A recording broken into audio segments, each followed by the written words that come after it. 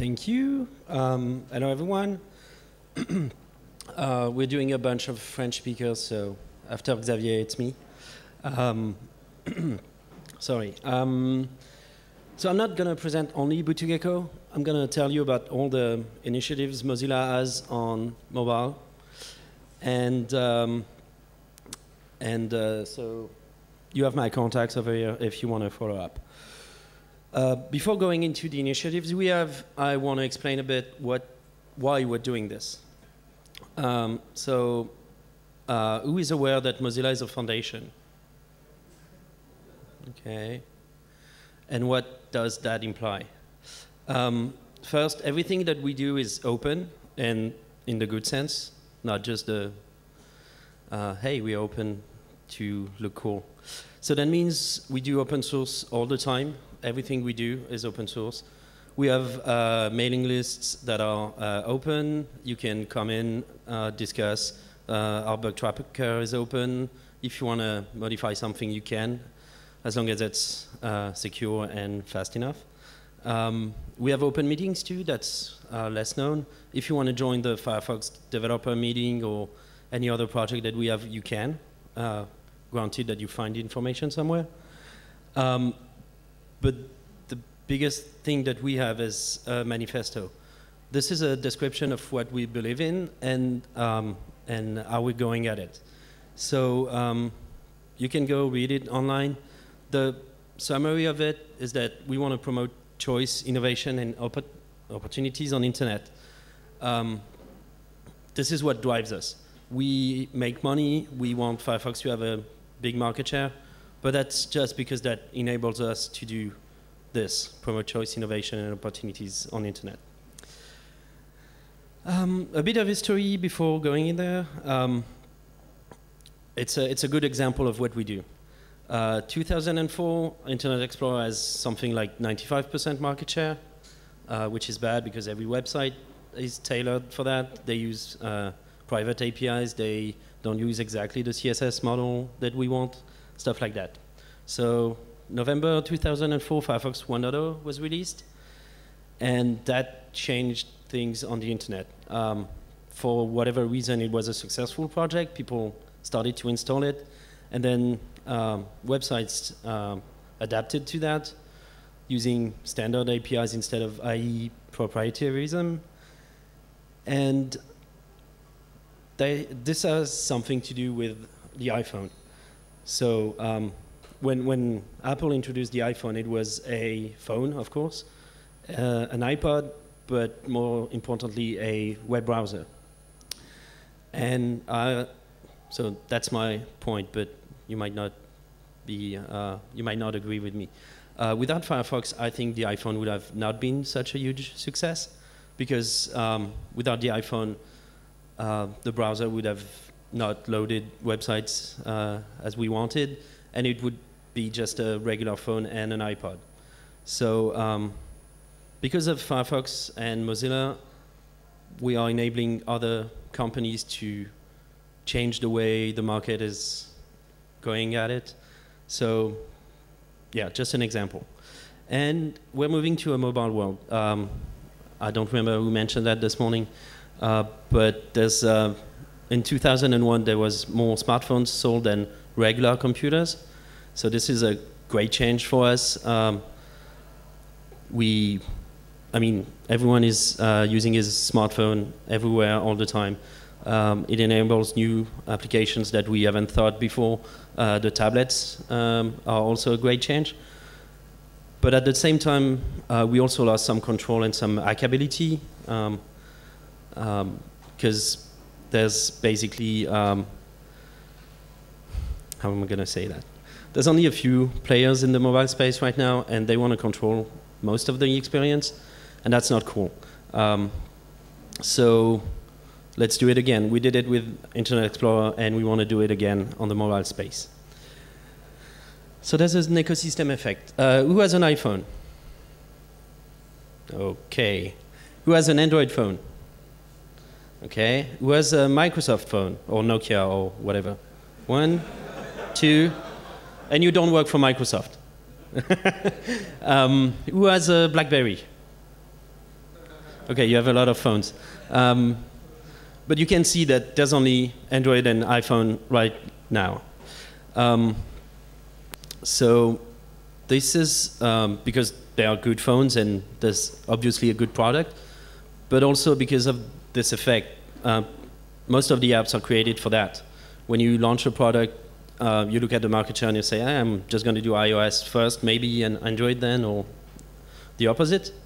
And if you want to launch on other platforms, you need knowledge about that. So either you're going to learn how to do Java, or you're going to hire some people that have the skills, but then you're not going to look at Windows Phone or BlackBerry or anything else.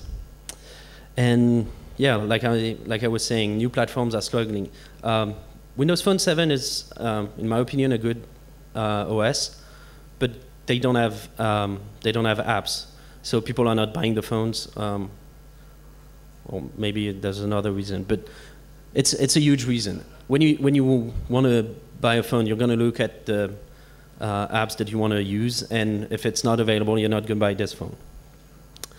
So this is where we came in, and our motto is that the web is going to be the next platform. Windows and Microsoft and Nokia have a lot of money.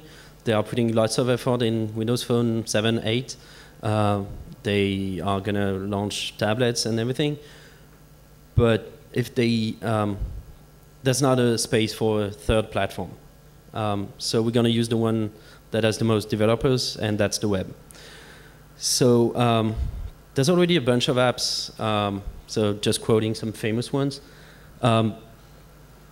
You can be as efficient as with a native app, with a web app. I mean, everyone is using Gmail, and you're not going back to a client mail anytime soon. Another huge advantage is that it works on every device, and this is really important when you want to launch a new platform. And something else, you don't have to ask someone to create an app. You can just create a website, and if your customers like it, they're just going to use it. No one is going to shut it down. But there's a few things that are missing right now, and we want to unlock the web. So same capabilities, which means access to the hardware that phones have, such as GPS, camera, contacts, Bluetooth, whatever. We need to get them out of the browser, because the way apps are working, people like just a small app that just does one thing.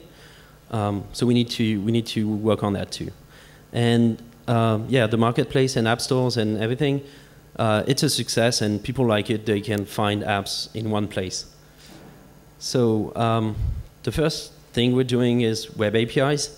Who has heard this term from Mozilla? Yeah, Dale, of course. Not many people. Okay. So we have all those APIs that are really nice to use. In the last 3 years, there's been a lot of new APIs that we can use, and we talked about offline and WebSockets this morning. It's really cool. There's SVG, WebGL, video, transitions, everything. I'm going to call them, so I haven't took Seb creative thing, but yeah. I'm going to call them HTML5 because it's easiest to do that way, but what it means is things that you can use in every browser. But it's not enough. So, like I said, Bluetooth, battery, SMS, camera, vibration, telephony contacts. We're going to provide JavaScript APIs to access those things in the browser, instead of having to build an hybrid app with a phone gap or other tools like that. We want this to be in the browser. So we call that web APIs. That's the project. And we are working with standard bodies to make that work across every browser. And the goal is that, yeah, it's going to expand to be HTML5. So I'm going to show this on an Android phone. But first, have you tried Firefox on Android? Okay, you haven't. That's bad. Have you tried Opera? A bit more, okay. i9 on Windows Phone? Yeah. And is your website working on non-WebKit browsers? I can say that Lisbon.js works pretty much, except for the map, the drag stuff that was launched 3 days ago. It's not working, so boo. Okay.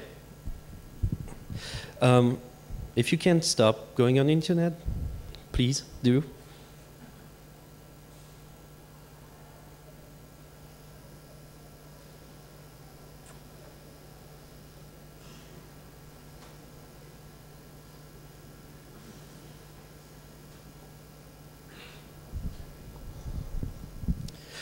Okay, so this is just a regular website, as you can see. I can detect that I'm online right now. So, if I disable the Wi-Fi, blah, blah, blah. So that's not my phone, by the way. Okay. So I'm disabling the Wi-Fi. Maybe I shouldn't have done that. So I have an API to know if I'm online or not. There's a battery API, so I'm discharging at 69%. This is really 2 lines of JavaScript. You can see below that it's saying far. That's because we can detect if you're next to the phone or not. So, oops. Okay, so geolocation is, well, you know about it. This one is pretty cool. So this one is not working in this version, or maybe it is. Let me try. So it's going to send a notification when the timer is over, as you can see on top. Again, so that your app can talk to the user even if it's not running. This one here, it's the orientation of the phone. I don't know if, of course.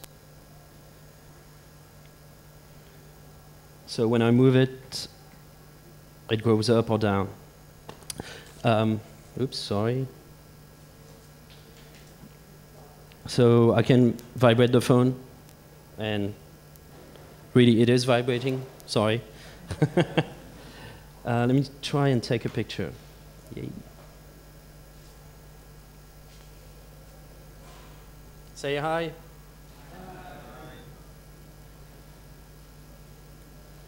Okay. Oops. And there it is. So Instagram in your browser. And of course we have full screen. And I can detect whether the browser is full screen or not. So here we're changing the CSS when the website is full screen. So giving the time and the battery status.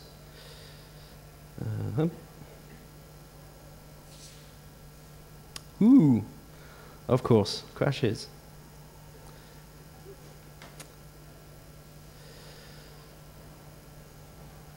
Anyway, that was everything I had for this demo.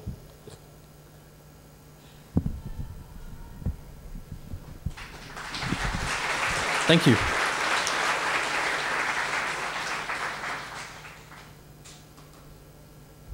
And so that was running on Android. So yeah, that's it.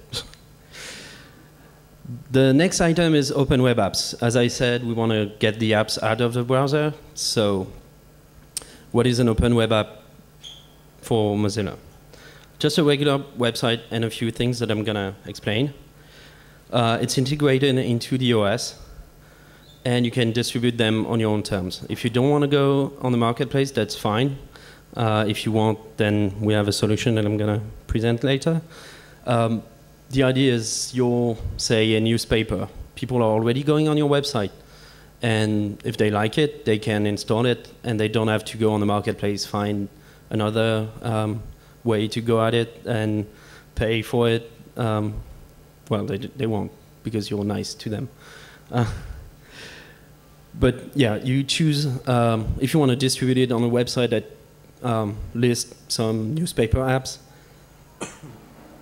you can do, oops.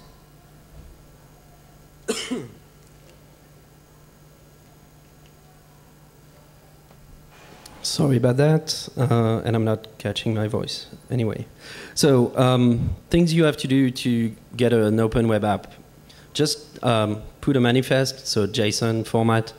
You describe the version name, description, an icon, who you are, and who can install it. I don't know if you can see it at the bottom. You have a list of domain names that are allowed to install it. So you put that on your web server with a .web app extension, and then you put this, you use this JavaScript API. So as you can see, there's a Moz stuff, so it's not standardized yet. We're working on it. We want everyone to use this API.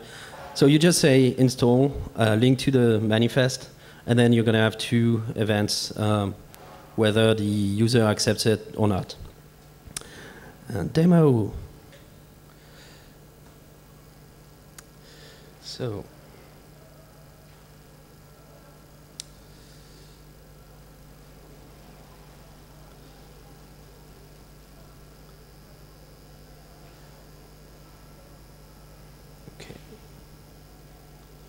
So this is the same web app that I was showing you earlier. And just to confirm, yep. This is a regular website. It's open in Chrome, and you get the online event because they implemented that. You get the geolocation, and you get full screen too. So same page that I showed you before. But in Firefox, you also have an install button here. So if I click on that, it's going to work. Yep. So do I want to install this? Of course I do. Installed. And when I go back to my applications, is it? It's not there, of course. I swear it worked this morning. Let me try and refresh. So that's where you don't go on the web. Also, yeah, the battery API works on desktop too.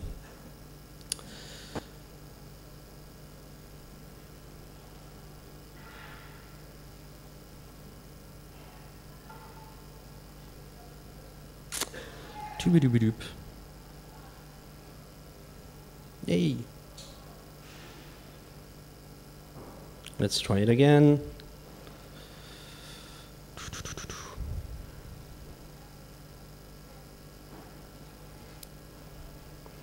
It says connected, but it, I don't want Google Maps.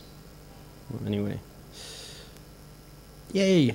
Well, it was installed the first time. So it's a regular app. Change. So it's a regular app. I'm going to launch it. And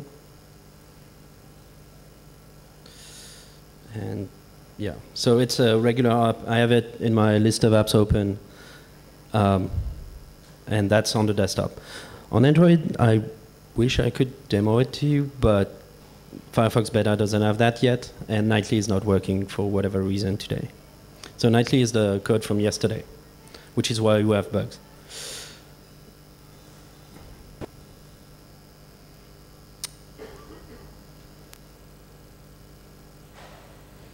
So, and yeah, as I mentioned, we have not been to a website that lists all the apps. It's completely independent. If you want to distribute them, you can. But also, people like finding them on a central place, so we're going to do a marketplace. So you can browse apps on there, write reviews, install apps. Nothing fancy. Free and paid apps. So if you want to get money from your apps, we're working on a system that would be nice for web apps. But that's not going to be the only distribution system. It's only the one we're doing. If, say, Amazon wants to do one for whatever apps they like, if Valve wants to do one for video games, they can. If mobile operators want to do one, they can. Whatever. Yeah, others could run their own. Marketplace demo on the desktop.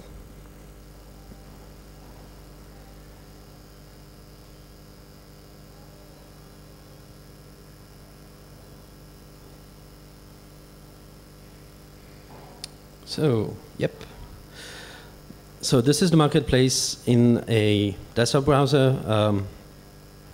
This is what it would look like. So if you don't know, we have a tool for responsive design in Firefox now. You should check it out. So yeah, 320 by 480. And I'm going to install the Lana mobile apps. So yeah, I'm going to switch. So I have screenshots, description, I can write a review, I have contacts, stuff like that. But I want to install it. So that's what I'm going to do. And maybe I should reload.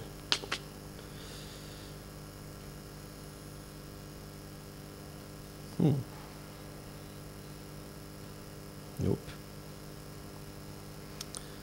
Live demos.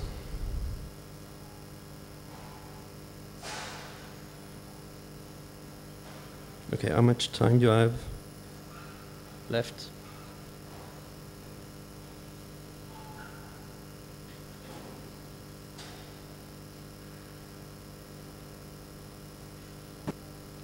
Okay, I'm going to demo it to you on the phone later.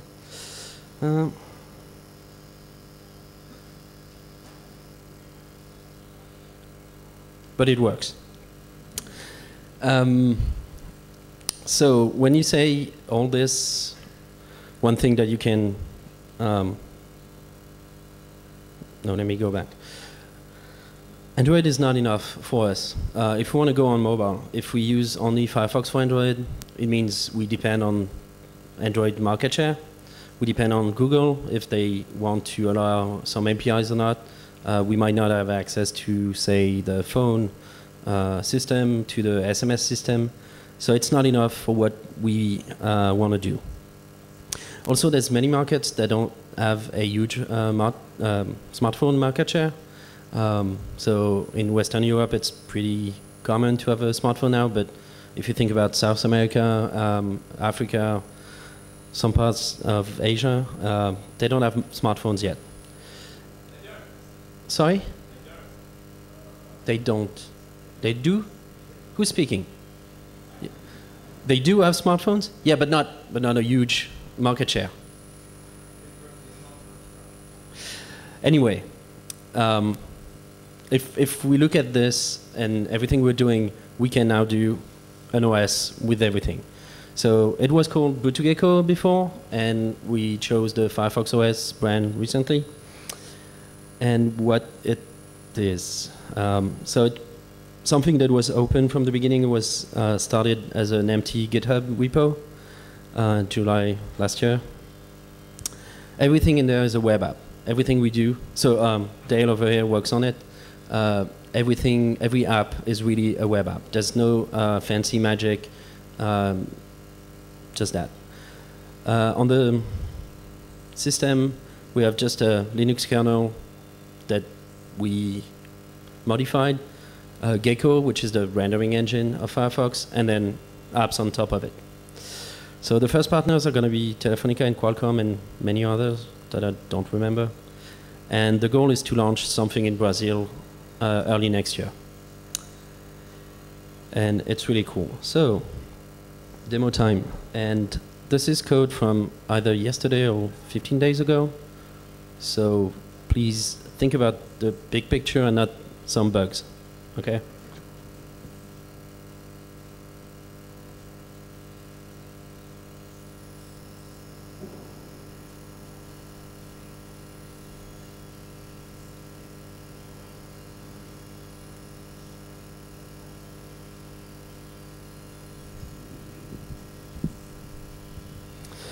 So this is the launch screen. This is running on a device that I bought, and then I flashed Firefox OS onto it. The goal is that we provide a phone that has Firefox OS built into it, but for now we have to do this for demos. So I'm gonna unlock it. So you get the standard apps that you expect, and then other kind of apps. And really it's only HTML, JavaScript, CSS. So let me try the phone. Well, I'll do the other. I'm going to call myself.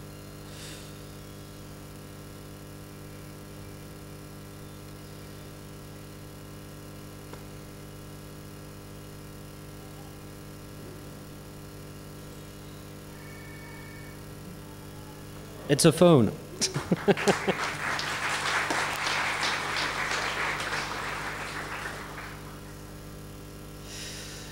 So that's one thing. Oh, I have not sent. So there's an SMS app, but I haven't sent an SMS, and I'm not going to do that right now. You get contacts too. So this is me, and you see that I have a lot of friends.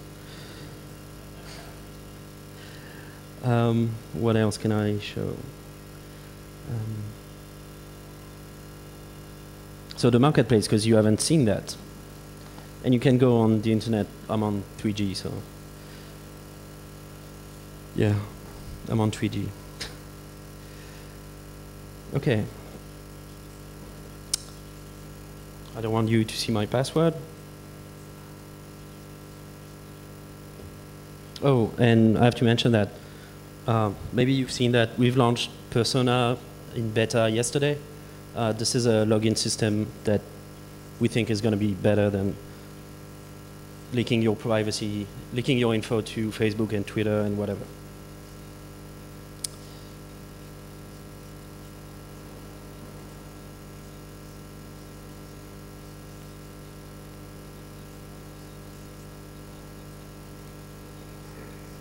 I'm done?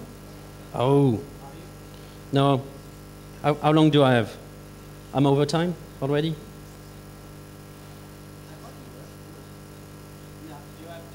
Okay.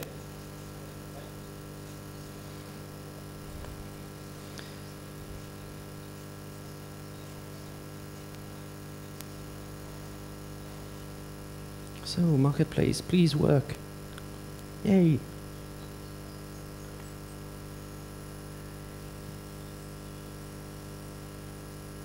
Yes, I want. Ta-da!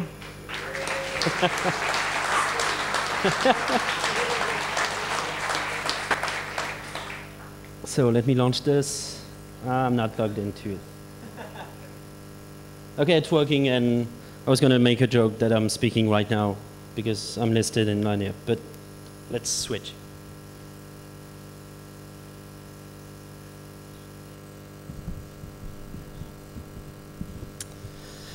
So this is the part where I try to inspire you to work with us. Really, we are building our digital future. Like I said, we lost a bit of control when we went to mobile, and we want to get that back.